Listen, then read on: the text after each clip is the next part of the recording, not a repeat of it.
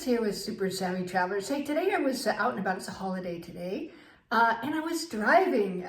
So not the smartest driving on a holiday, although I have to say last Sunday was even worse. I don't know what was going on last Sunday, but everybody was out and about driving and walking and So let me give you some tips on driving in Italy, specifically in southern Italy, but I've seen this kind of throughout Italy.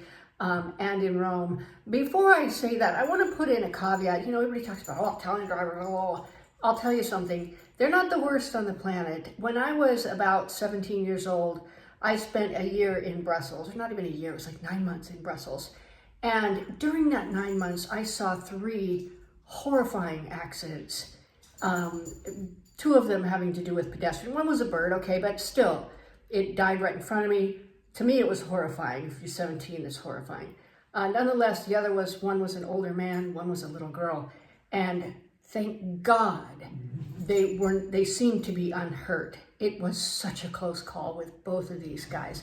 And I like to think maybe my guardian angel, who's been so good to me, just wrapped their wings around them so that they could be protected. Somebody was watching over them, and I really believe that because, it was horrifying. So, Belgian taxi drivers, worst I've seen. I'm just going to say it flat out. It has nothing to do with ethnicity, race, gender, anything like that. It's just the taxi drivers in Brussels. That's who these accidents were caused by. So when you're in Brussels, be careful. Now, that said, the taxi drivers in Rome, terrifying. Although I have never seen an accident. They seem really good at what they do.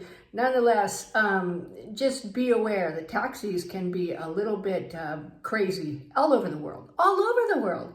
I was in Cancun at one point, and crazy taxi drivers, and it's just nuts. Now, driving in southern Italy, there's some tips that you need to know. First of all, it is okay to take your time. Don't let anybody make you feel like you have to go faster. You don't. If somebody's on your tail, you just slide over a little bit and invite them to pass you up. When you do that, they generally do. If they don't, hey, that's on them. It's not that important to them to pass you up. You might as well get off your tail.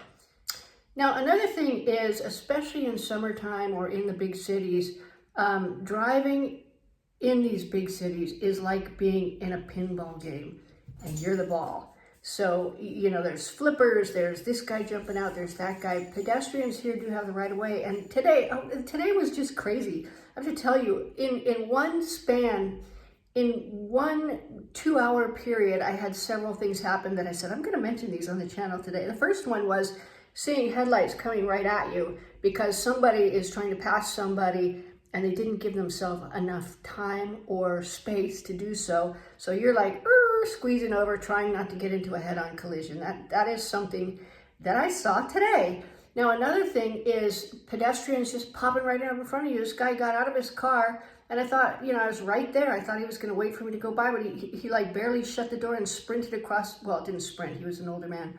And dove across the street, almost a suicidal kind of thing. And he didn't even look. And I'm like, wow, that's faith. Lucky I'm pretty observant. But when you're driving in Italy, don't listen to the radio.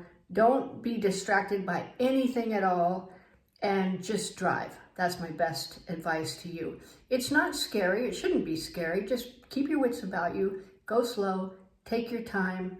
And let the other drivers go past you if they need to. You're going to be just fine. So don't be afraid of it. Dive in and look for the flow, and I think you'll be all right. See you guys.